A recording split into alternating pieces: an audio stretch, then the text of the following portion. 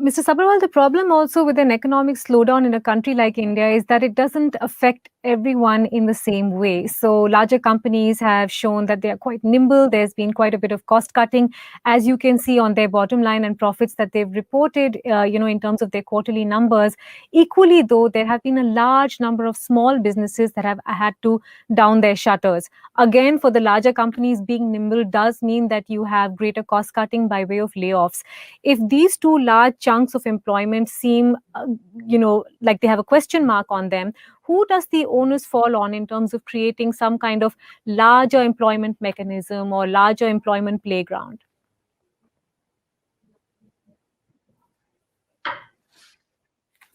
So it's unclear to me that fiscal and monetary policy can do something in the short run, if that's what you're asking, right? We're already at 14% of GDP. I mean, I don't think we can be like Japan at 21% of GDP. And if fiscal deficits could make countries rich, then no country would be poor. And monetary policy, I'm on the RBI board, all we can do is offer regulatory forbearance, lower interest rates, and give banks liquidity, and that has been done.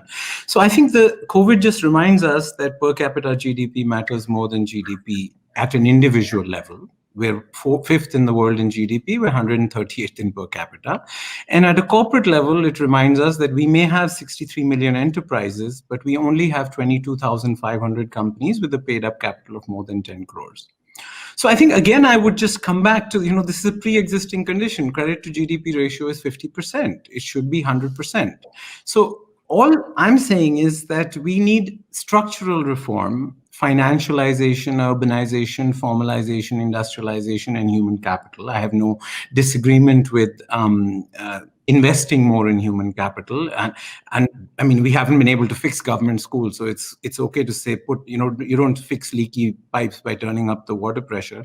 So my submission is that the policy window, a timing problem and solution coming together, as we've seen in labor reform or agricultural reform, or maybe even if you think about the new education policy as connected, I would submit that's what the budget can do. We don't have fiscal flexibility. We don't have monetary policy flexibility. So let's offer structural reform and recognize that finally the problem is the productivity of our firms, of our individuals, and of our regions. And so I would be careful with overly expecting this budget to sort of spend 34 lakh crores or 35 lakh crores and sort of borrow 6-7 lakh crores. The US's fiscal deficit this year is more than our GDP. Now, we can watch on that with envy, but I don't think a country like India could do that. So I would submit that there is pain in the short run. Some sacrifices have been made and are being made. Are they being made unequally? I mean, we can debate whether India needs 63 million enterprises. The US economy is 8 times our size and it only has 24 million enterprises. So yes, I agree that there is a problem in MSMEs, but most out of 63 million enterprises, probably 30-40% of them are not self-employment, they're self-exploitation. So we have to be careful on whether we want India to be less poor in the long run or whether we are in the ICU, and I should not talk about people losing weight or quitting smoking. I mean, we've been in the ICU for a long time, and my submission would be is that COVID has just reminded us of our problems. So let's be careful with saying we don't need to be fiscally prudent, we don't need to worry about NPAs, and let's just spend our way out of this problem.